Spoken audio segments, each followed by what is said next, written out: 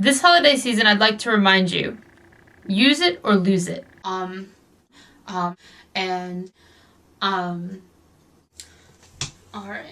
When people from out of town come to visit you, do you make it a point to bring them to the local box stores? Are you proud to show them the chain restaurants? Hopefully you don't think that these are what makes your area unique. The sort of businesses that do make your area unique, however, will not continue to exist if you don't patronize them. Ever since I moved to Troy about 3.5 years ago, there has been a movement to try to open a food co-op. A food co-op is a grocery store that is owned by the people who shop there and work there, so that any profits from the store are returned to make the store better for those who patronize it. It's been quite a struggle to raise the support needed, but it was a glorious day in late October when the Pioneer Market was finally able to open its doors. There otherwise is no grocery store in Troy, and I really appreciate being able to walk to the market. It hasn't even been open 2 months, and already the store is facing some hardships.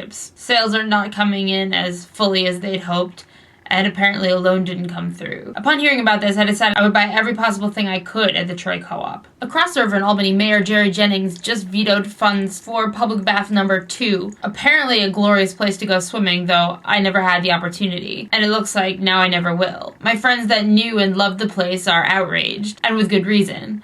But in his defense, Jennings cited that it wasn't being used enough to make it worth it. When you need to buy something from the store, consider first as to whether or not it can be purchased from locally owned and operated businesses. I'm often surprised as to how fully my needs are met just by the stores in walking distance. Often people believe that they'll be saving money by driving to a big chain store. And while some of the prices may be cheaper, the amount of money that you spend on transportation, coupled with the amount of money that you spend on things that you weren't even planning on buying, that are strategically placed for you to add on to the things that you actually came for. I know this for a fact, as I was a cashier for 1.5 years in a box store, and all of the end caps and the things in the aisles leading to the registers were part of Department 82. Impulse. But that's fine. Go ahead. Don't patronize these businesses and see how long they last. Beyond keeping things in business to retain the local culture, local businesses are good for the local economy. They employ local people, and they are far more likely to spend their money locally than the big chain stores. So if nothing else,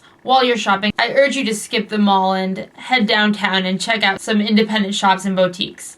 And if this is a topic that really interests you, I want to recommend you pick up Michael Schumann's The Small Mart Revolution. It's a really good read that explains the economics in layman's terms. And if you happen to live in Troy, it would mean the world to me if you'd shop at the Co-op. Thanks.